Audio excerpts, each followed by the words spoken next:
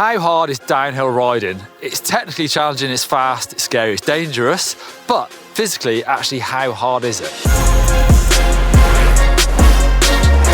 I know that doing a full day of downhill runs is draining. Thinking fast, changing my lines is mentally draining, but also, you know, you're pedaling, you're pumping, you're moving the bike around. That gets your heart rate really high. But actually, if you put a measurement to it, how hard is it? Can it be compared to a cross country or a trail ride?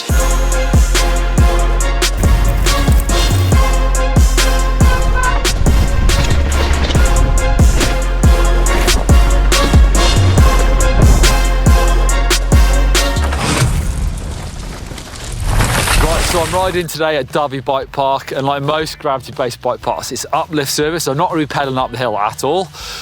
Jumping the Land Rovers and then bomb down the tracks, putting in a good amount of effort. I'm not gonna go crazy, but decent effort to kind of ride as fast as I can to the bottom. So physically probably quite hard. And I'm gonna do as many runs as the daylight and my body will let me do. And I'm gonna track my data to see how hard it is. And I'm going to do that using my Garmin Fenix 7 watch. I thought I'd use my watch rather than the head unit just because I'll be jumping into the van and potentially losing connection with a head unit. Also, probably going to stop for lunch sometime, so my watch can keep recording my riding all day. And I've actually sort of paired some sensors with my watch because this is a sort of day-to-day fitness tracker, but does way more than that as well. I can pretty much use this as much as a head unit for tracking your riding. Obviously, I've got my GPS on there, so that's going to tell me how far I've been, how many runs, how many meters, all that. I've got an external sort of chest heart rate monitor to make that super accurate for the riding, and that's paired to this as well. So most of the tracks here are kind of about 2.5 kilometers long, probably about 5 minutes in length. I know from my downhill racing days that, you know, as much as they're not that pedally, it's decent gradient here. You know, you're pedaling, you're pumping, and when you're not doing that, you're basically doing squats and throwing the bike around. So I think I'm going to be pretty much max heart rate most of the way down these.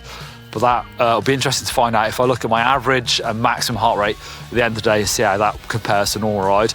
But also, I've got some Garmin Rally Power pedals that I'm going to ride with, so I can take a look at my max and average powers and all that stuff as well to see how much effort I'm putting in and how weak my numbers are, but also just how hard it is.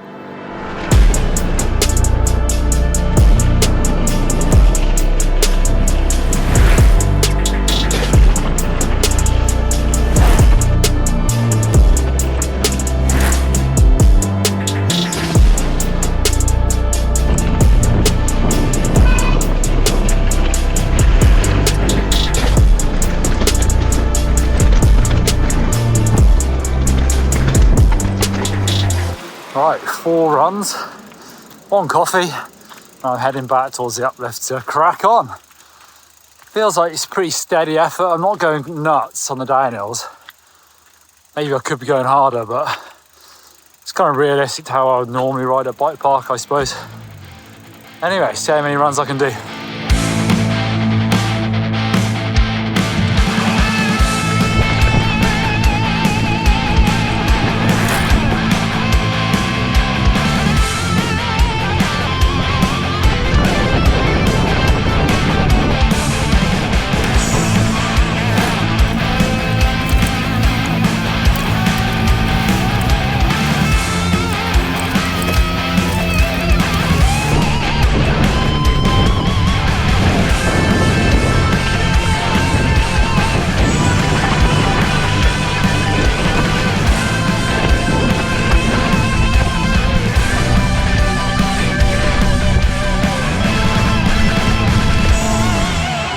There you go, there's a mega train of riders at Donoghue. I should ask them how hard downhill is.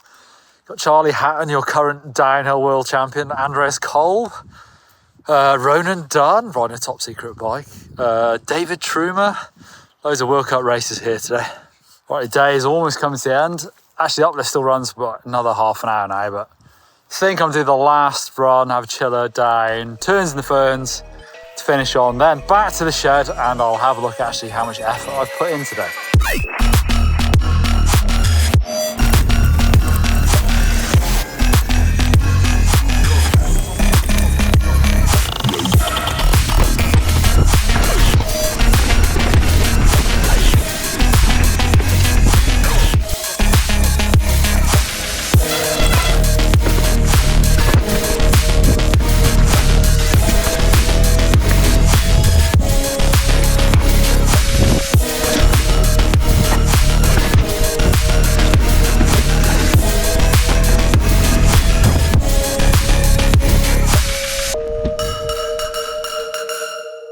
With the downhill day at Donoghue in the books and my arms feeling it, the next day I headed to my local woods, Eastridge, for a trail ride.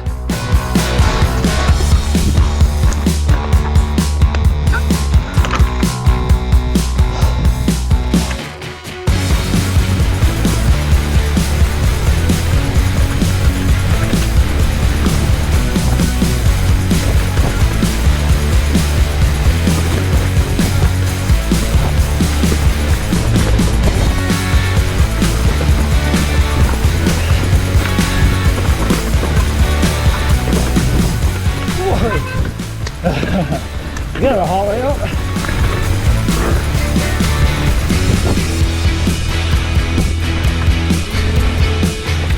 Okay, so I'm out in the local woods now on the same bike, riding my all-bear rail on. Got the Garmin Rally pedals on. This time I'm using my Edge 840 Solar to record the ride, so I've got it all in front of me. And I'm going to go on a normal trail bike ride. For me, it's about an hour and a half. Tricky conditions at the moment. January in the woods is soft and slow going, so distance is going to be low. But I'm also riding to like my potential. So I'm looking at my stamina and my potential on my head unit. It's telling me, about halfway through probably, but my potential left is actually 59%, stamina 48%. So it's dropping quick. But I'll go for normal ride. I might see if I can drop those numbers to 0 so I know that I've sort of emptied the tank. And then we can compare that to the downhill day.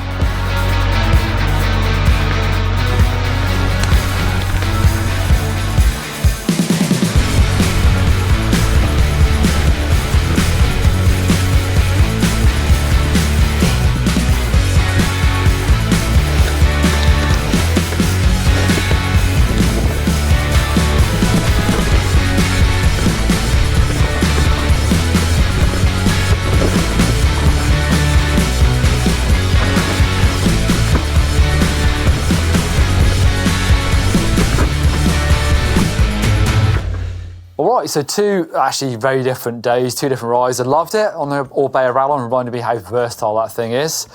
So I'm going to dig into the recorded data to see how hard I worked on both rides. Obviously, like I said, at Donoghue, I could have gone harder. I stopped for 2 coffees and lunch, but it was a typical day out. And on the trail ride as well, I rode for like an hour and a half, which is typical for me, but actually my Garmin, it gives you your starting potential and stamina, and I finished on 17% potential. You can see it dip down, and stamina was 5% at the end. So I could have gone harder, but 2 normal rides for me. I wasn't up at 5 in the morning doing anything crazy.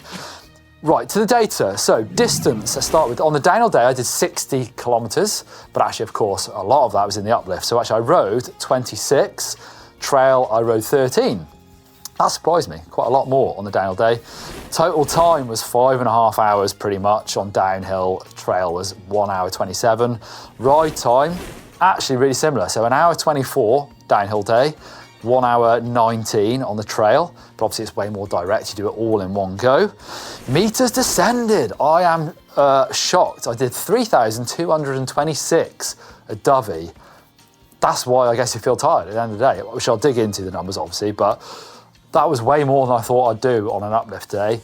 I rode 648 at Eastridge on the trail bike ride, which is about normal. It doesn't sound much, but it's hard, that place, to get many meters. It's really physical. Even the flat is really hard work there. Max speed 96. Not sure I completely believe that. At Donoghue, 41 trail ride. How many runs? I did 10 downhill runs at Donoghue, 7 from top of the mountain, 3 from mid. And I did 3.5 runs on the trail bike ride, but obviously much smaller descents. Maximum power, pretty similar, 762. Wow, not massive, but that's me. Average power, this is hard to compare. So my average over a run was about 56 watts at Donoghue, because if you look at the graph, it's just spikes here and there. There isn't that much pedaling. On the trail bike ride, obviously I'm sat down pedaling a lot more and then doing those spikes on the downhill section. So 174 watts average.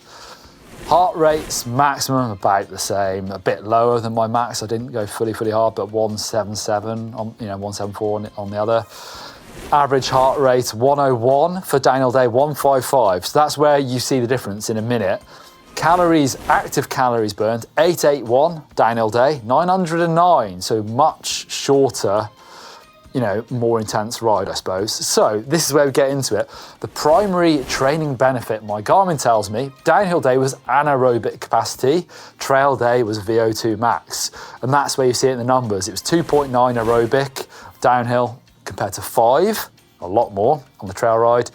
Anaerobic, really similar, 2.9 and 2.8. The exercise load was 313 on the trail bike ride compared to 117 on the trail bike on the downhill day. So much higher exercise load on the trail bike. And that is kind of explained by the average respiration rate. So I averaged 21 breaths per minute on the downhill bike and then 38 on the trail bike ride. So obviously I'm pedaling, I'm working harder. It is, this is where we're gonna look at, so anaerobic versus aerobic. So anaerobic involves short, fast, high intensity exercises that don't make your body use oxygen like it does for the aerobic. So downhill sprints, you know, squatting, moving the bike around, really working hard on the bike on the downhill day, whereas on the trail bike ride, you're spinning. When you're not moving around the bike, you're sat down spinning, so your heart rate stays way higher, you know, for more of the time. Aerobic exercises are easier to do for longer times, depending on your physical abilities, but there's a grey area there, obviously, where your aerobic exercise may turn into anaerobic if you raise the intensity. So that's where on the trail bike ride it crosses the boundaries a bit, because I'm not stopping much.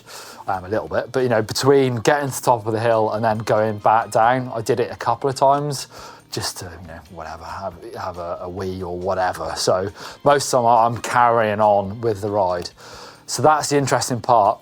But obviously with that exercise load being much higher for the trail bike ride, that is something that Garmin use. It's really good for keeping track of your daily steps, your exercises, and it will tell you how much to rest or how well, you know, trained you are.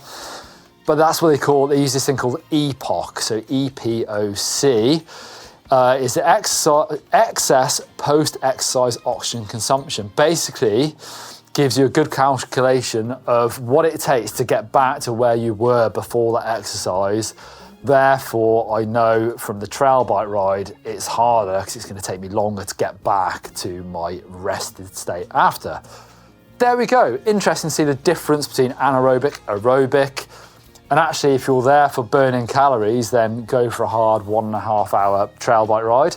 However, you know, I guess what I was doing, the point of this video was to see how much a downhill day takes out of you. And, you know, obviously you go home, you feel tired, and you have done quite a lot. It particularly surprised me how many meters I descended. And actually that anaerobic training I got from a downhill day is not inconsiderable. So super interesting. Let me know what you think down below. Should I have tried harder and actually sprinted a bit more on the downhill bike? And maybe that would have raised those numbers a bit more. And actually, if you want your bang for buck, get out on your trail bike ride, and that's going to burn some calories. Plus, avoid the cafe at Donoghue if you don't want to take in the calories you've just burnt off.